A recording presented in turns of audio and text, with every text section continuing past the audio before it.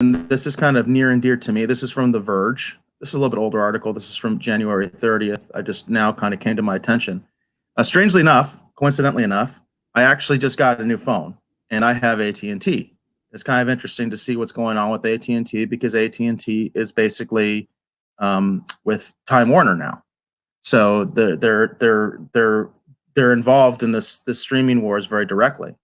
This article says AT&T tried to buy out the streaming wars, and customers are paying for it. And I am an AT&T customer. I have AT&T. It says 157 billion in mega deals didn't quite have the market impact AT&T predicted.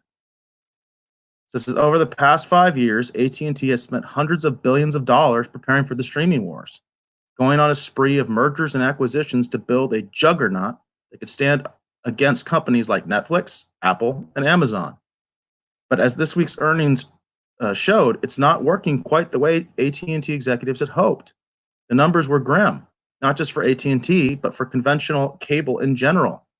According to AT&T's fourth quarter earnings report, the company lost 4.1 million pay TV subscribers in 2019, 1.16 million of them in the last 3 months of the year alone. Around 945,000 AT&T customers dropped the company's traditional TV services last quarter, and another 219,000 customers hung up on AT&T's creatively named AT&T TV, now internet video program, previously named Direct TV now. As AT&T brushed aside the company's losses and an afternoon stock slide by telling investors the subscription losses were due to an intentional reduction in overall promotions and a renewed focus on profitability at the Dallas-based company. Again, you got the spin there because I always got to spin it, right? Because they got investors and they start to worry and they get upset and they're saying, no. We're going to be leaner and meaner. You know what I mean? That's always what they say when they start losing people. But what's interesting about this is AT&T has tried to situate themselves very well for the streaming wars by acquiring content.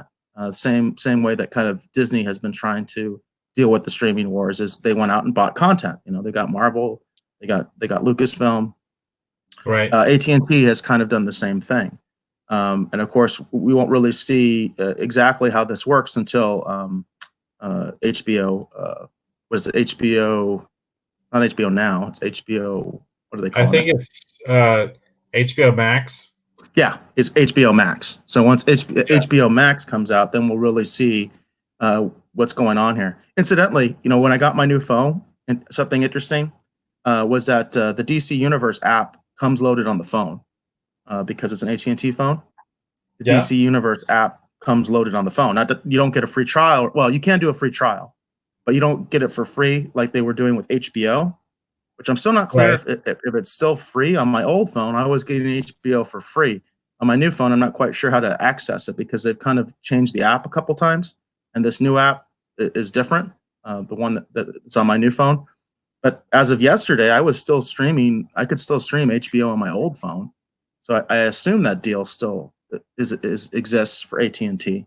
I have to look into it a little bit more, but yeah, so it's kind of interesting what their approach has been and where they're situated right now. Incidentally, a lot of these companies, they're reporting that last quarter earnings right now. In fact, I think CBS All Access reports theirs on the 20th. So that's something I'm going to be really looking at is the actual numbers for CBS All Access in terms of revenue. Those numbers they can't hide because they have to give those quarterly earnings reports to their investors. So whatever spin they have about, you know, subscriptions, this, blah, blah, blah, we had this many people, which of course, you know, the funny thing about debuts is remember the first people when they come into a new show coming on, whether it's Picard, Mandalorian, anything like that, there's always a free trial. There's always a free trial. And what you really want to know is how many of those free trial people actually stayed after that first episode and actually are now paying for the service, right? Because you never get those numbers. Those numbers never come out. So where you're going to actually see the reflection of that is in their actual earnings, because they can't hide that. They have to be transparent about that to their investors. They have to tell them, hey, we lost a ton of money this last quarter. So I'm going to be really interested in seeing CBS All Access's numbers coming out later in February. to see if how much of an impact Picard had in terms of getting subscribers in that last quarter, before the change of the year. Well, it'll be interesting for sure.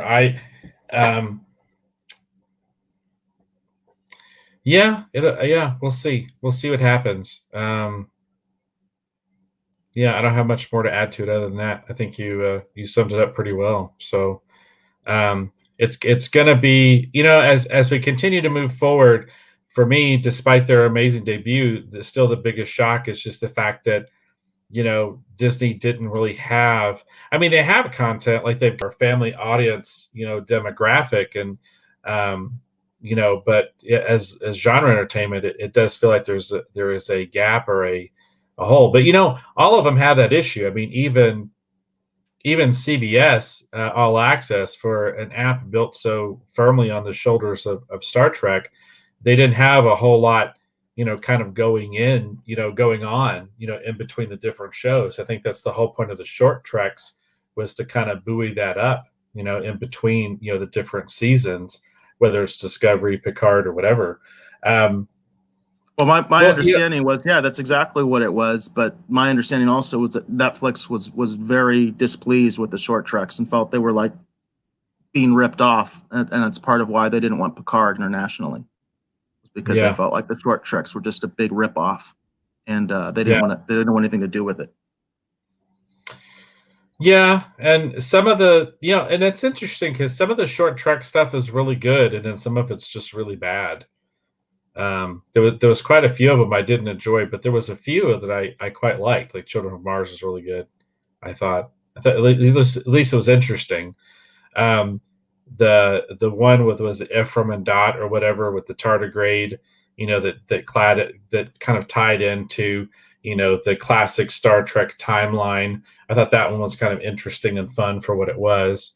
But then there's been some others that I really, there was a lot of production value, and I love H. John Benjamin, but I really hated that triple one they did. I really and I like Rosa Salazar. Like, I thought she was great in Battle Angel Alita, or Alita Battle Angel, or whatever the final title of that movie was. I love that movie, and I thought she was great in it. And but it was just that they just fell flat for me. I didn't care for it. So yeah, so I could see what they're saying, but they had good production values. The stories weren't sometimes, at least for me, super entertaining. But there were some good ones, though. Like I said, Children of Mars being the standout in my mind. Children of Mars was very well done. I really like that one. So I still need to watch those. Now that I have CBS All Access, I have to go back and check them out. Especially the short treks. I mean, there's not a huge investment there, at least one at a time. So I need to start checking some of those out. Like I said, I quite like Children of Mars. I thought Children of Mars is the best one they've done, in my opinion. So, and that's definitely very relevant for our two main topics today, right? So, because it's a lead into Picard, right? It is. If you don't mind, unless you have anything else, I guess we'll go ahead and get into our main topic.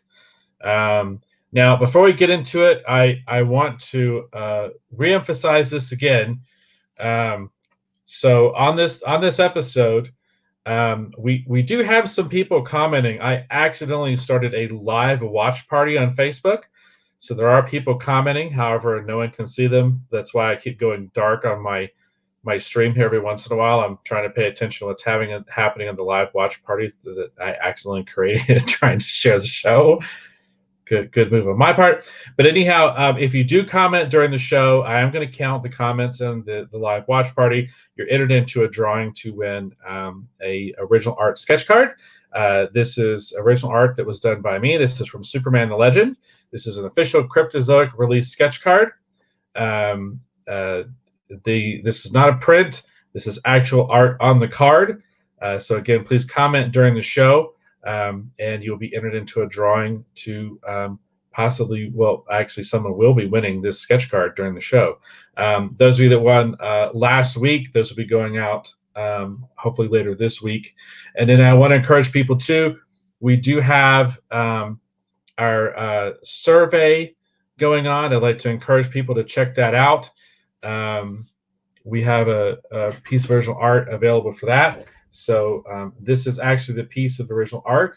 This is not a digital inked piece. This is a traditional inked piece. This is ink on board. This is my sample inks over David Finch. This is from my time on Brightest Day for DC Comics. This is Deathstorm, one of the characters that I've known for having worked on that particular series. This is a very, very nice piece. I would encourage people, go to my website, davebeatty.com. Please participate in the survey. It's a total of 7 questions. It takes less than a minute and a half to complete. I'd like to encourage people to go check that out, participate in that. That information will be used to help create a better show here on the live streaming show, as well as this new digital publication that I want to do that we showed samples for at the beginning of the show. Maybe we might do that a little bit later after we finish our main 2 topics. Again, I really want to encourage people, go participate in the survey, answer those questions, and help us create more free, amazing content for you, our valued viewer and our valued listener. Because eventually this will become an audio show again at some point.